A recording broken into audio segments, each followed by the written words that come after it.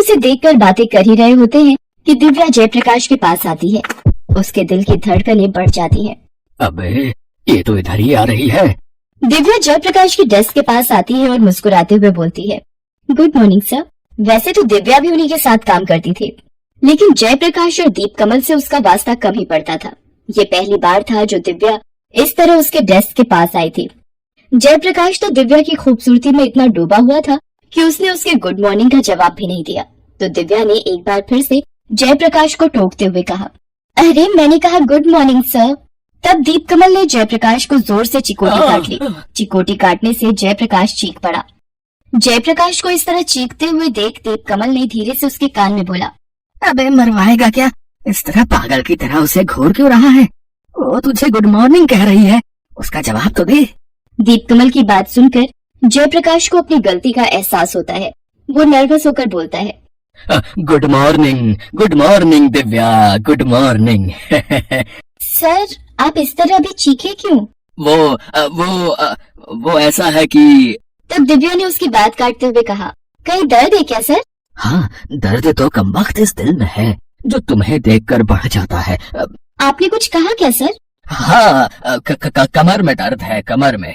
हाँ सर, इस उम्र में तो दर्द रहता ही है। आप बोलिए तो मैं एक होम्योपैथिक डॉक्टर का पता आपको दे दूं। Homeopathic doctor? वो किस लिए? अरे सर, आपके दर्द के लिए और किस लिए। 1 महीने में दर्द बिल्कुल ठीक हो जाएगा। मेरी दादी को तो बहुत आराम हुआ है वहाँ की दवाई से। उसकी बात सुनकर दीप कमल की हंसी छूट जाती है। वो जयप्रकाश की ओर मुस्कुराकर देखता है, फिर दिव्या से कहता है, हाँ, दे देना पता, ऑफिस से छुट्टी के वक्त दे देना है। दिव्या चली जाती है। उसके जाने के बाद दीप कमल जयप्रकाश को टोंट मारते हुए कहता है कि अरे तू बुढ़ा हो गया और अब तो ये ऑफिस वालों को भी दिखने लगा है, तभी तो डॉक्टर के पास तुझे जाने को कह रहे हैं। दीप कमल की बात सुनकर जयप्रकाश उससे कहता है, अरे बुढ़ा होगा तेरा बाप। जयप्रकाश और दीप कमल पर उनकी उम्र के कारण कोई शक नहीं करता था और वो दोनों इसी का फायदा उठाते थे। जयप्रकाश और दीप कमल दोनों की पत्नियां अब इस दुनिया में नहीं रही। वैसे जब उनकी पत्नियां जीवित भी थीं, तो भी उनकी आदत ऐसी ही थी। उन दोनों की पत्नियां भी उन्हें समझा समझा कर स्वर्ग सिधार गईं, लेकिन इनकी आदत कुत्ते की उस पूंछ की तरह रही जो 6 महीने नली में रहने के बाद भी सीधी नहीं हो सकती थी। एक दोपहर वे दोनों लंच टाइम में लंच कर रहे थे, तभी ऑफिस की एक और लड़की जिसका नाम नंदिनी था, जो लगभग 21 साल की थी, वो उनके पास आकर बैठ गई। नंदिनी के नाम पर दीप कमल का दिल किसी बॉल की तरह उछलने लगता था। ये बात जयप्रकाश जानता था। हेलो सर, बहुत दिनों से दिल कर रहा था आप लोगों के साथ बैठकर लंच करूं। आज मौका मिल गया। मौका तुम्हें नहीं, हमें मिला है। मेरी रानी। आपने कुछ कहा क्या सर? मैंने नहीं तो तुमने कुछ सुना क्या है? सुना तो नहीं सर, पर मुझे लगा कि शायद आप मुझसे कुछ कहना चाहते हैं। नहीं, ऐसा तो नहीं है। लेकिन मेरे साथ ऐसा है। मैं आपसे कुछ जो मैं कई दिनों से चाह रही थी आपसे कहना। नंदिनी की बात सुनकर दीप कमल के चेहरे पर एक रहस्यमयी मुस्कान छा गई। उसने एक्साइटेड होकर बोला, कौन सी बात? अरे किसी बात को दिल में ऐसे दबा कर नहीं रखना चाहिए। हाँ, तुम जल्दी से बोल दो। सर आप मुझे बहुत पसंद है, बहुत मतलब बहुत। नंदिनी की इस बात को सुनकर दीप कमल के गले में खाना फंस गया। वो जोर जोर से खांसने लगा। अरे सर क्या हुआ आपको? आप इस तरह खांसने क्यों लगे? नंदिनी टेबल पर रखे पानी के गिलास को उसकी तरफ बढ़ाते हुए कहती है, सर आप जल्दी से पानी पी लीजिए। हाँ तो तुम क्या कह रही थी नंदिनी? आप ठीक तो है ना सर? हाँ, मैं तो बिल्कुल ठीक हूँ। जानते हैं सर, आपको जब भी देखती हूँ तो मुझे मेरे दादाजी की याद आ जाती है। वो बेचारे पिछले साल हमें छोड़कर चले गए, लेकिन जब भी आपको देखती हूँ तो लगता है दादाजी आ गए हैं फिर से मेरे पास। सर अगर आप बुरा ना माने तो मैं आपको दादाजी बुला सकती हूँ क्या? इस बार बारी जयप्रकाश की थी। वो दीप कमल की ओर मुस्कुराते हुए देखता है। दीप कमल शॉक्ड सा बैठा हुआ था। तब तक लंच टाइम खत्म हो गया था। नंदिनी वहाँ से जा चुकी थी। और दादाजी कैसे हो? कर ले, तू भी कर ले मजाक। हाँ, एक तो मेरा दिल पके हुए आम की तरह टूटकर गिर गया है और तू है कि मजाक कर रहा है मेरे साथ। है अबे क्या मैं इतना बुढ़ा हूँ है जो मुझमें उसे अपना दादा दिखता है? अरे छोड़ ना यार, बकवास करती है वो। अरे हम दोनों तो अभी जवान है, जवान।